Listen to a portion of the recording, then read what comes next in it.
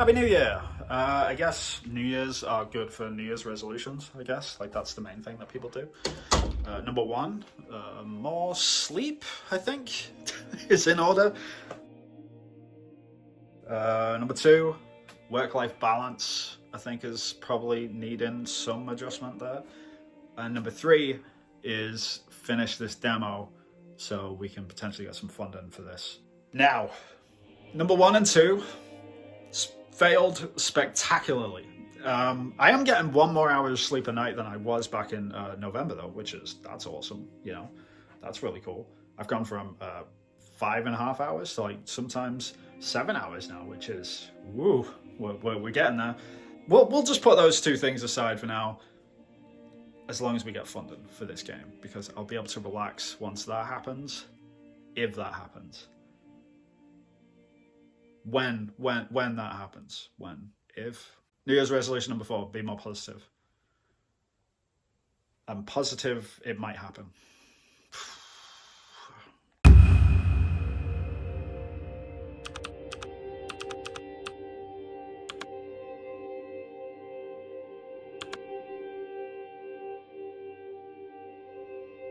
Hi everyone and welcome. So my name is Vin. I am working on a adventure game which is set in the post-apocalypse where you play as a character rummaging through a neighborhood and discovering the lives of the people that are no longer around, hence the name Long Gone. If you're interested in the game, then you can check out the game on Steam to wishlist it, or you can check me out on Twitch where I stream development of the game almost every single day.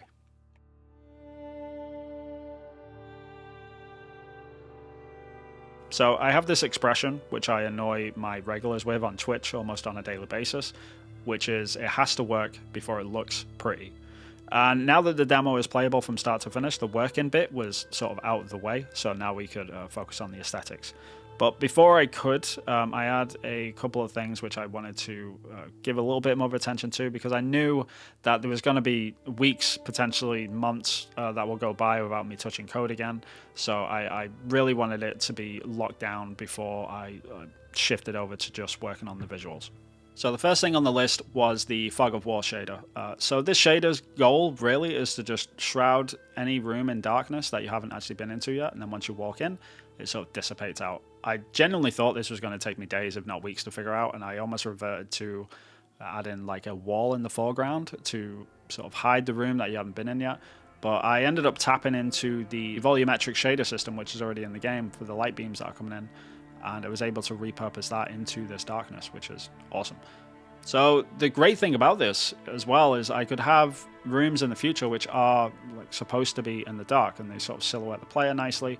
And then if you rip off some boards off the windows or something, it sort of illuminates the room. So I'm excited to use it. Next on the list was the main menu. I just wanted to do something really, really simple and sort of classy. I didn't want it to be like too logo heavy or anything, so it was just the ability to be able to start the game, to exit the application, and change a few options. Now, I don't really like making UI too much. I kind of have this controversial belief that nobody really likes making it, and I don't think any players really like interacting with it if they can avoid it. So like I like to keep things as simple as I possibly can within UX. Another thing that we did was Tony the Zombie, which this came about from an idea of mine mixed in with a few ideas from chat and Twitch who sort of helped me out with this. But the idea is like nowhere is safe in the game, right? And the best way to illustrate that is by adding like a sense of danger in one of the containers that you can rummage through and open. Now that it's in, I'm really happy with it. I think Tony is now a loving part of the Z family. I also worked on a new piece of key art too, just for the demo. The old piece of key art, or capsule art, whatever you want to call it, had a lot of grey boxing in and stuff, used old artwork, so I decided to give that a bit of an update, give the Steam page a fresh look, ready for the future. It also gave me a good excuse to put Debs in the key art, because she's now a fan favourite. Outside of this, I had a few animations to fix up and finish off. I had some bugs. Git went down at one point, and I got a corrupted file, so I lost the whole project, and then I found the whole project again. That was a crazy weekend. And of course, we had the first episode of DoGameDev. I had to figure that out and get that up onto YouTube, which was really well received. We gained a bunch of patrons and subscribers, and people came over to Twitch straight from that video. which was fantastic. I can't thank everyone enough. But of course, because it was December, Christmas and New Year's was just around the corner, so I knew there was going to be a couple of weeks where I'd be completely out of commission because I told myself I wouldn't work on this project over the holidays. Well, this project.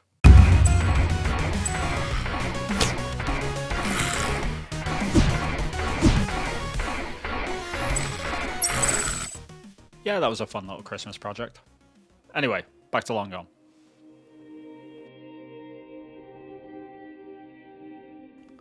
In the new year, I wanted to tackle something that I'd been talking about all the way through December, and that was to learn a new program called BlockBench. Now, up until this point, I'd made everything in the game in Blender, and that was all of the front yard and all the prototype and stuff.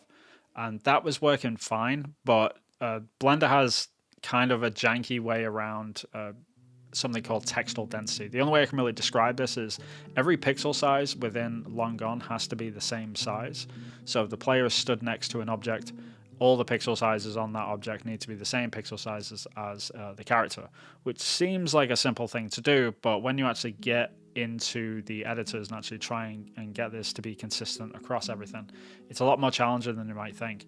Whereas BlockBench, what it has is perfect sort of consistent textile density. So all the pixel sizes across the entire program, no matter what you're painting, no matter what you're making, works really, really well. And because the game is in a low poly aesthetic, it just made sense that I should start using this. It's almost like the program was made for this project. And that's not to say that BlockBench is the world's greatest program or anything. Like it leaves a lot to be desired in the department of modeling, and the UV unwrapping isn't the best experience in the world when it comes to anything that's a curved object. But outside of that, like the rest of the program is absolutely fantastic. It sped up my workflow by at least 400% over Blender, and what that allows me to have is more time, and time is what I'm sort of lacking the most at the moment. So for it to give me that was by far the most valuable thing that I could have asked for out of any program. Going forward, I knew that I now had, 4 times the amount of objects that could go into the game, which, that gave me a huge amount of confidence going in after this first week of training on BlockBench. During this time, there was a few things that I needed to do. Because you couldn't import models into BlockBench because of the textile density is so locked and rigid, I had to figure out a way to be able to measure and sort of scale the current placeholders that were in Engine and be able to replicate the size of them inside of BlockBench effectively. So what I ended up doing was creating something called the measuring cube.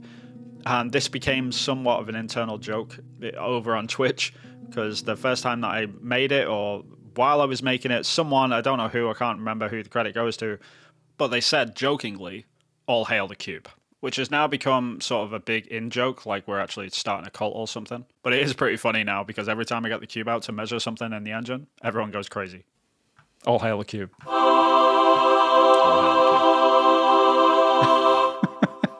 All hail the cube. The other thing that I needed to tackle was the fact that the game looked very inconsistent. And what I mean by that is all of the objects that were coming into Engine from BlockBench looked like they'd all been freshly dusted off. It looked like a cleaner had been through.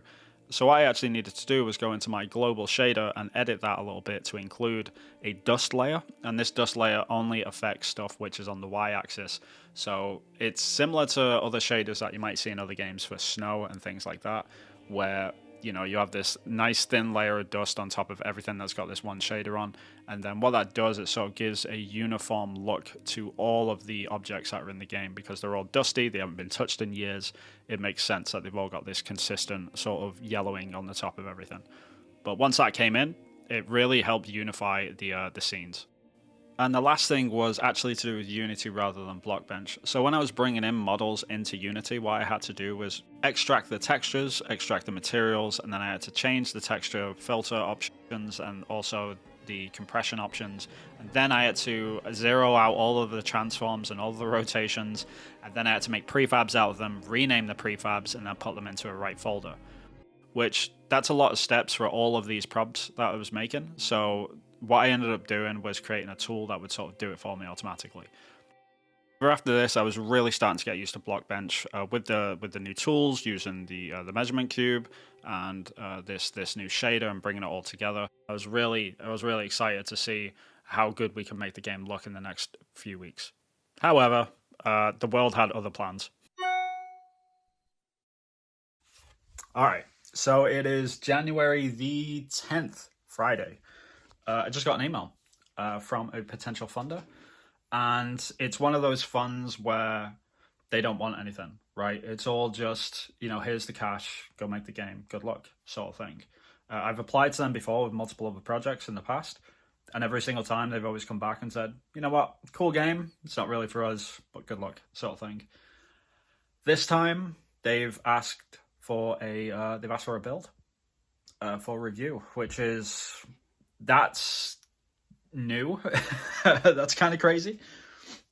I'm trying to stay positive. I doubt anything will come of it, but it's worth the effort. So what I'm going to do, I'm going to put all this BlockBench training stuff on hold, kind of have to, and just work on the current version of the vertical slice and the build and polish it the best I can over the next few days, and then send it off.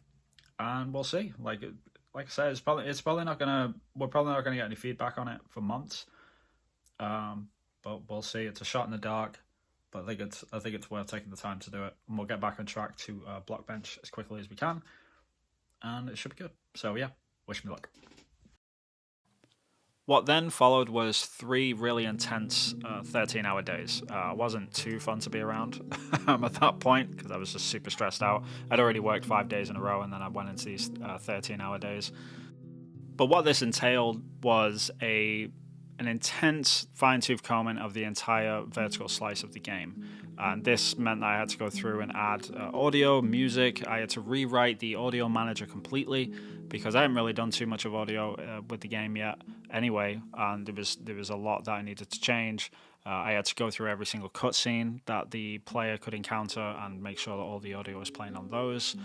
There was also animation cleanup that I had to do. There was a couple of tiny bugs which sort of sent me around in circles a few times in a row, and they probably, I don't think they would have been nearly as bad if I had a bit more sleep, but woe is us and all that sort of stuff. But in the end, it was worth it because I was able to finish the demo and get it sent off to the potential funders. So, yep, all we can do now is wait.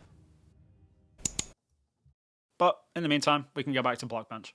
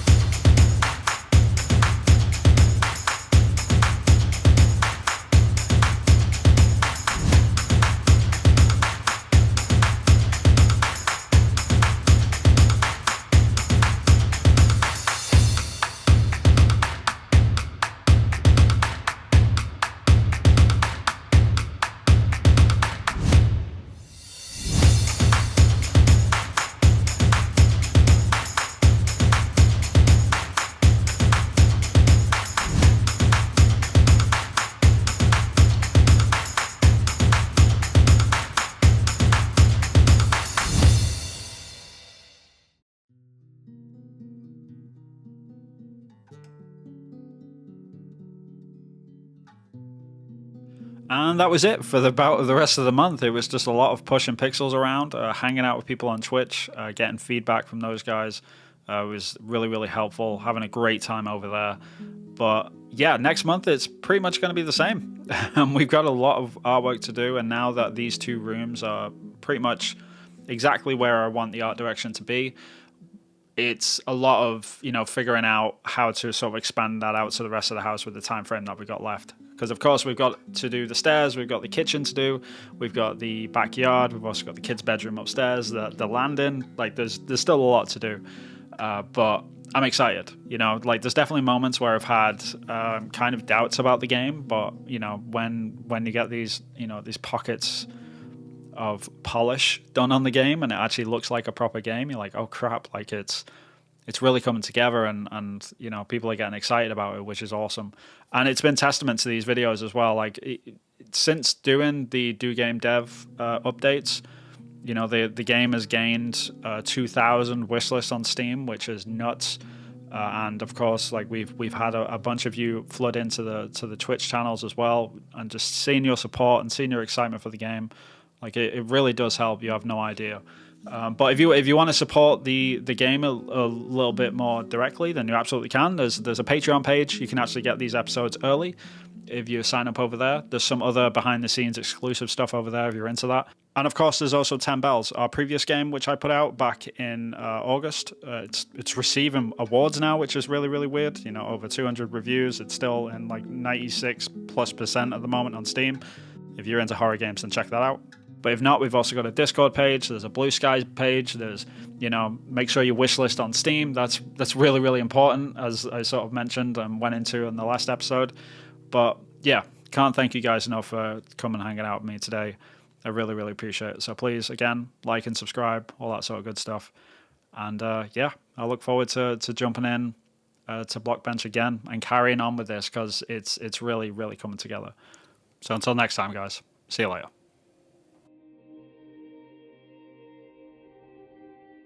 And I keep saying we a lot, you know. I think it's a habit which I picked up from working at AAA studios, I think, because everything's just like this momentous sort of effort, right? Like it's just hundreds of people trying to push this boulder up the hill together.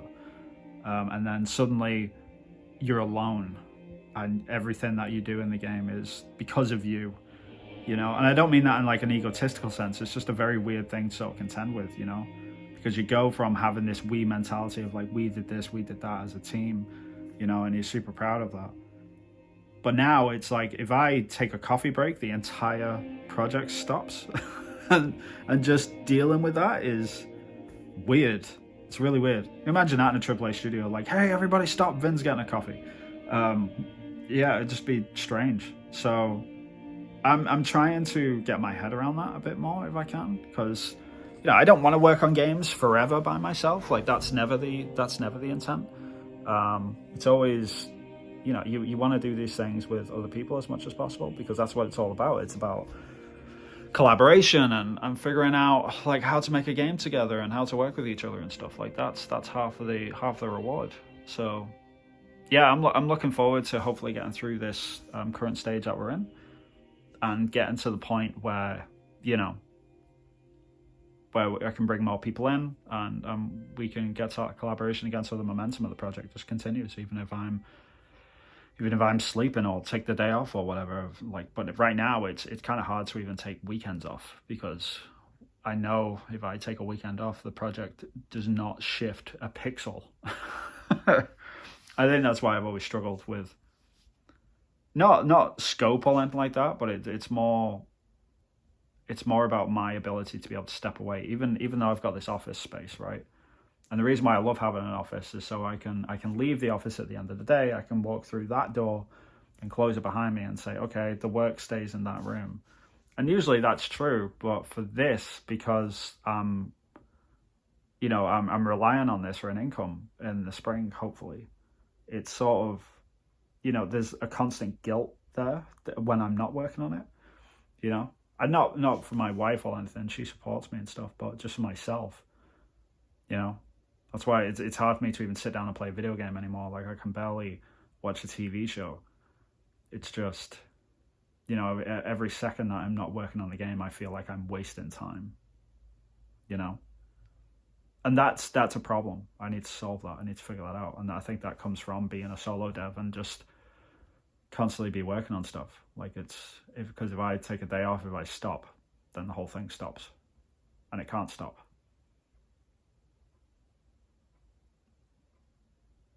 I need to finish.